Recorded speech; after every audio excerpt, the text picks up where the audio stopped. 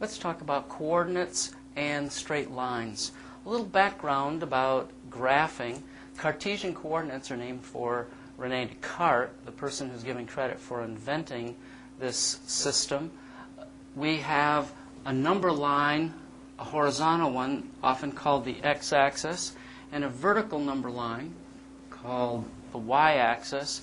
And each one of these number lines intersects the other at 0, and that's called the origin. Now, what that does for us, it allows us to put a grid, essentially, over an entire surface and allow us to name every single point on the surface with an ordered pair. So we'll have an ordered pair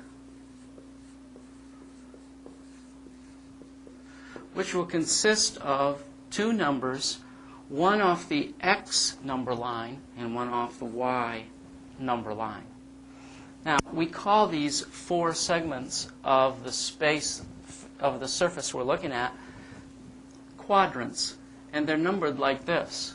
This is quadrant 1, and then we go counterclockwise to establish the four separate quadrants. Now, as we look at different ordered pairs, it's handy to be able to look at the numbers quickly and know what quadrant you're in. So we'll just take a look at what's happening. If we go the positive direction here and then the positive direction here, it means that anything in quadrant 1 has both x and y coordinates, they're called, x and y coordinates positive. If you go to quadrant 2, you'll see that you're going to be in the negative side of the x-axis, but you're still in the positive part of the y. So if you have a negative number and a positive number in that order, then you're in quadrant 2. Quadrant 3 is negative in both parts. Both x and y values must be negative. And here, you'll be positive in the x, but negative in the y. Then any point can be found by going the appropriate number in the x direction, say 4, and then we could go up 2, and that would be our point. And the name for that point would be 4, 2. And of course, 4, 2 is different from 2, 4 because they're ordered pairs.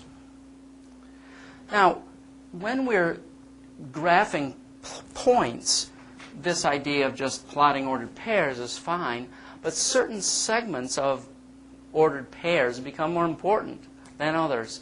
And we can actually have an equation that is of this form. Notice this is linear because there are no exponents, but we have x and y. So we have a linear equation in two variables now.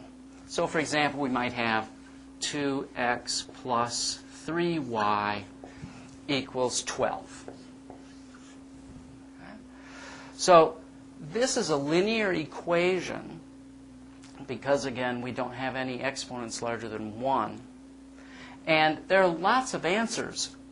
If there are equations, linear equations only have one variable, then there's only one answer, or sometimes no answer.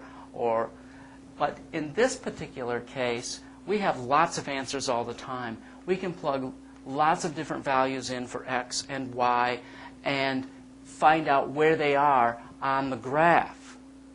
So for example, if we say, well, what if we let x be 3? What would the y value be?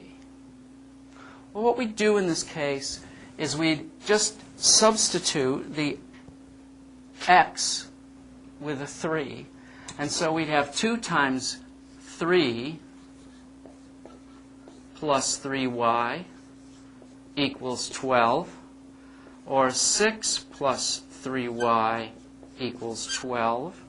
So 3y equals, subtract 6 from both sides, 6. So y is 2. Well, so if x was 3, y is 2. And we can do that with any number we want. We can substitute any number we want for x and find the appropriate y that goes with it. When we do this a great many times, we'll find that all of these points are beginning to cluster into a single straight line. Now that's what becomes important, and that's essentially why we call these equations linear equations.